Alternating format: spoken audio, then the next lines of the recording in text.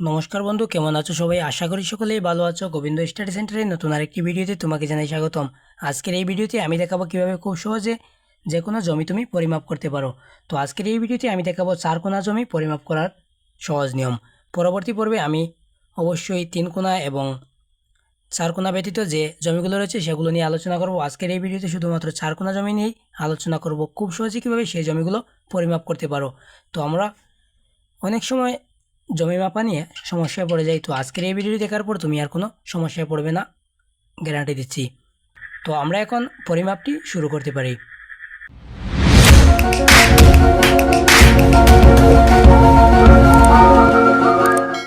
তো জমি মাপার শুরুতেই সেই জমিটির দৈর্ঘ্য এবং প্রস্থ পরিমাপ করে নিতে হয়। তো আমরা সেই জমিটি পরিমাপ করব ফুট আকারে। তো জমির চারপাশ দেখে নিব যে এই পাশ পরিমাপ করার ফলে আমাদের পেয়েছি কত 120 ফুট, এবং এই পাশ পরিমাপ করার পর আমরা পেয়েছি 130 ফুট। এ দুটি হচ্ছে কি দৈর্ঘ্য জমির, কি এ দুটি হচ্ছে জমির দৈর্ঘ্য। এবং এই পাশে যে রয়েছে 40 ফুট এবং এই পাশে রয়েছে 60 ফুট, সেটি হচ্ছে জমির প্রস্থ। আশা করি তোমাকে বোঝাতে পেরেছি যে যেই পাশ সবচেয়ে বেশি লম্বা হবে সেই পাশকে আমরা দৈর্ঘ্য ধরবো, এবং যেই পাশ একটু ছোটো হবে সেই পাশকে আমরা প্রস্থ ধরবো। তো এবার আমরা দৈর্ঘ্য এখানে দুইটি রয়েছে, প্রস্থ দুটি রয়েছে। তো আমরা কোনটিকে দৈর্ঘ্য ধরবো? আসলে দৈর্ঘ্য বের করার জন্য প্রথমে এই দৈর্ঘ্য দুটিকে যোগ করে নিতে হবে, অর্থাৎ 120 যোগ 130 আমাদের কত হবে 250।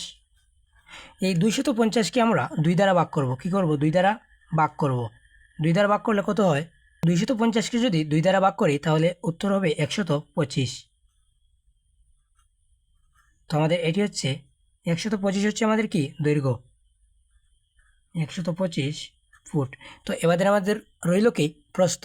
সেই প্রস্থটিও আমরা একইভাবে বের করবো যে 40 এবং 60কে যদি যোগ করে দেই, 60 যোগ 40, 60 এবং 40কে যদি যোগ করে দিই তাহলে কত হয় 100। তো 100কে আবার আমরা 2 দ্বারা ভাগ করব। 2 দ্বারা ভাগ করলে কত পাই 50 ফুট।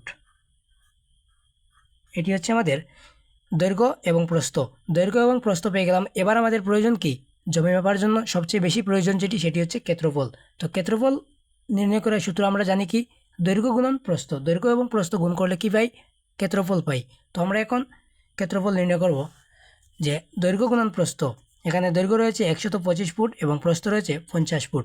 তো আমরা যদি 125 গুণন 50কে গুণ করতে চাই, উত্তর কত আসে দেখি তো।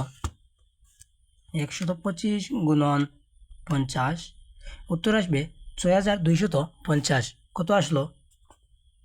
6250 বর্গফুট। এটি হচ্ছে আমাদের ক্ষেত্রফল। এটি আমাদের কি ক্ষেত্রফল। আমরা যদি কেউ কাঠা হিসাব করি, আবার কেউ শতাংশ হিসাব করি। আমরা যদি কাঠা অথবা শতাংশ যে কোনো একটি বের করতে যাই, সব ক্ষেত্রেই আমাদের এই বর্গফুট বা ক্ষেত্রফল প্রয়োজন হবে। তো এবার যদি আমি শতাংশ নির্ণয় করতে যাই যে এই জমিতে কত শতাংশ জমি রয়েছে, তো সেক্ষেত্রে আমি কী করতে পারি?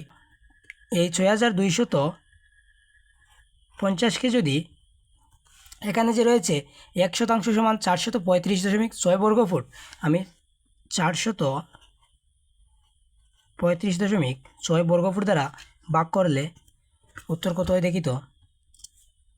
ভাগ 435.6, উত্তর আসবে আমাদের 14.34 এরকম। তো আমাদের এখানে আসবে 14.34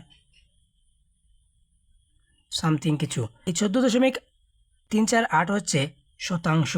কি হলো? শতাংশ।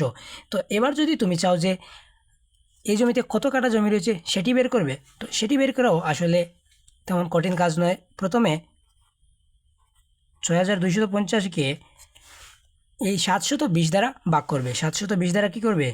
ভাগ করবে।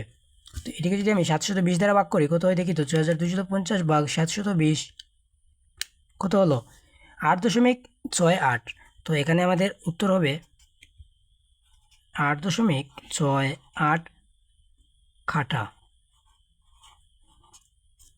আশা করি তোমার বুঝতে কোথাও অসুবিধা হয়নি, কোথাও যদি বুঝতে অসুবিধা হয় অবশ্যই কমেন্ট বক্সে বলতে ভুলবে না, এবং পরবর্তী ক্লাসে আমি দেখাবো 3 কোণা এবং 4 বা 5 কোণা জমি কীভাবে পরিমাপ করতে হয়।